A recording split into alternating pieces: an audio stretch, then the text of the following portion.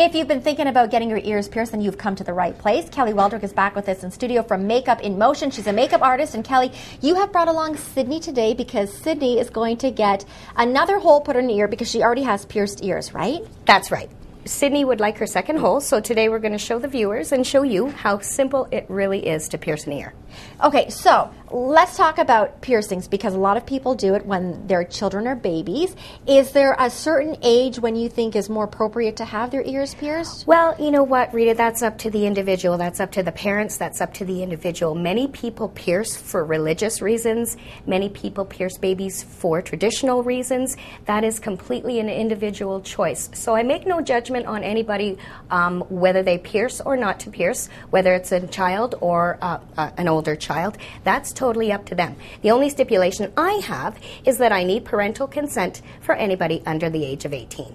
I have to tell you, when you first said you would like to do a segment on piercings, I tried to convince you not to because yes, she did. I know I'm the type that will be passed out. So I've already said to Sydney that I may not watch when it is being done because I know I faint very easy. So well, it's very, very easy. You're not going to see anything at all whatsoever. I use the Inverness system, which is an ear piercing system. This is probably one of the most safest, hygienic methods of ear piercing on the market today. And why is that? Well, the earrings are encapsulated in these little yellow cartridges, and they only come out when I inject them out. Okay. They remain completely hygienic, and it's a fast, quick piercing where it limits the little bit of sting that you have when you get your ears pierced.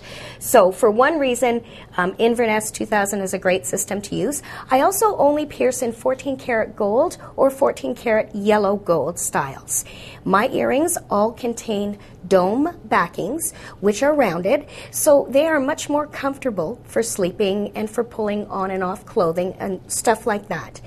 They're easily worn, they lock into the place, and they should not come out very easy. You have to do a good tug to get them out, which is a great safety feature because earrings need to stay in the ears at least 8 weeks in order to fully heal and in order for the hole to be fully formed. And at that time when the earrings are in the ear, should you be doing anything? Should you be trying to turn them, move them? Yeah, most definitely. What you want to do is clean the ears twice a day. So I often tell my children that I pierce, when you do your teeth, do your ears too. And what you do with that is, if you can pass me the Dr. Pierce antibacterial. Right here. Okay. It's just a solution. It's a very safe solution that's non-drying and not damaging to the actual gold on the earrings as well. And all you do is use Q-tips. The ones that are beside you, Rita, are just regular cotton swabs. Okay. Not the Q-tip brand, actually. They've got a lot of cotton. So you want to use the brand with very little cotton, and you really want to dip it into the solution, clean both the front and the back of the earring, getting right in to where the hole is beginning to form, and then you want to put a little bit of the solution on your fingertips, turn it twice to the front, twice to the back. Okay. So you're doing that 2 times a day, preferably when you do your teeth, then you don't forget. Some people will cleanse more throughout the course of the day. For example, if there's a swimmer or if it's an athlete or something that may have to cleanse a little bit more, that's fine. It's a very, very gentle solution. So how do you know if you're finding a reputable company out there? How do you know? What do you look for? Well, what you want to look for is that they are using very safe, hygienic products, number one. You also want to look for somebody who is experienced at ear piercing, somebody who has done it before, somebody who knows how to measure ear piercing. The thing you have to realize is that nobody has 2 symmetrical ears. She's got 2 different size ears, plus she's already got 1 hole in each ear. So when I go to put in the second hole, I've got to make sure my measurements are aesthetically pleasing to the hole that she's already got, plus to the shape of her ears as well. So you're not piercing 2 ears exactly the same. You're following the line of the ear, the size and shape of the ear, because they are very different when you look closely. So you need someone who knows what they're doing, knows how to measure, knows distance in between, and is using reputable products, definitely. And of course, to talk to the individual who's getting their ears pierced to make sure that they want to have it done. You want to have it done, right, Sydney? Yes. Okay. Yeah, now, you've also brought in some earrings. Tell us about this. So how do you, does it matter what kind of an earring that they want? No, the style is their choice all in its own. you know, these particular ones, I only pierce in studs. I don't pierce in any kind of hoops. So if I'm going to do a piercing, it'll be in a stud earring. There's various stones available, most of them cubic zirconias set in the 14 karat yellow or white gold, and there's some nice little styles to choose from. So there's something for everybody. Okay, perfect. So now we're going to get started.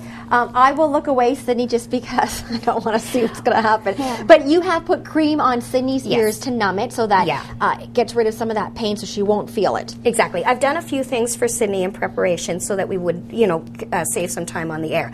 I've thoroughly cleansed her ears. Okay. I've put, well, first and foremost, I put some numbing cream in her ears so that she would feel less of a pinch. Okay. Many parents use that type of thing when they're piercing their children. You can get that at your local drugstore. Just talk to your pharmacist And about when it. you put the numbing cream on, how long before? I leave it on an hour before the actual piercing because you want to get it good and numb. Okay. And then what I do, and have already done for Sydney, is I wipe all of that clean, disinfect her ears, and then I mark her.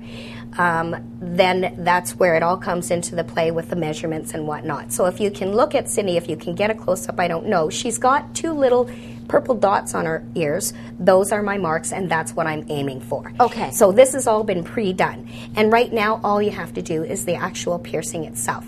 The marking is what takes the longest because you really want to be accurate. Once it's in, you really can't take it out.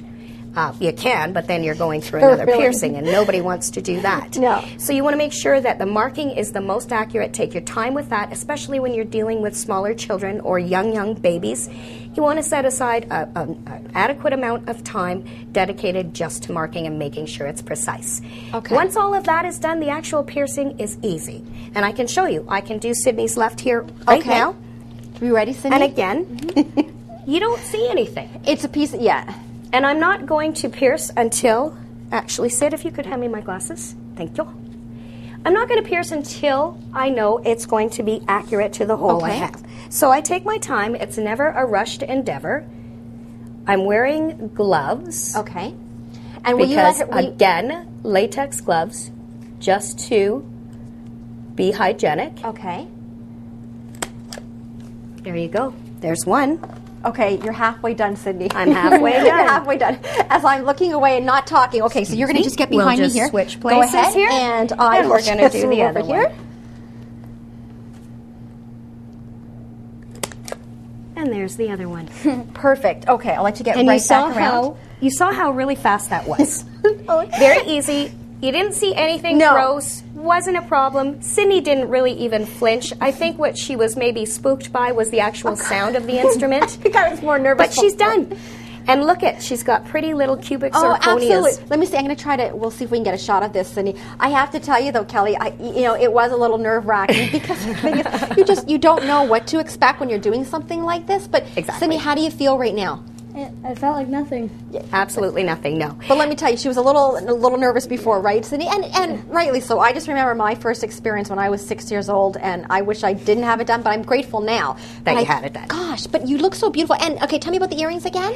These are the style that Sid chose to get her earrings done, and these just little cubic zirconias. They're like a little cube sort of a shape.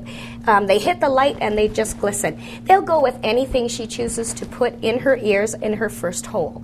They're small enough. You never want too big of an earring style for a second hole. It always must be smaller than the first hole is. Okay. Well, Sydney, you look fantastic. You're a trooper. Thank you so much for doing this on air because I know I would not have done this, Kelly. And now she's got her earrings and she's happy. She's all happy. Kelly, thank you so much. And you do this in your studio, right? I do this in my studio. Yes, most definitely. I have over 20 styles of earrings to choose from. Again, only 14 karat yellow or white gold, done with Inverness, and we take our time to ensure that accuracy and all of your hygienic is just stuck to rigidly. Okay, and I think if I was to get my ears pierced again, if I was to get a second hole in, I definitely want to come to your studio because Sydney was great about it. I would be screaming, and I think me using some words I shouldn't be using in public. So, Kelly, thank you so much. And for You're more welcome. information on ear piercing and getting in contact with Kelly, you can do so by visiting her website or giving her a call.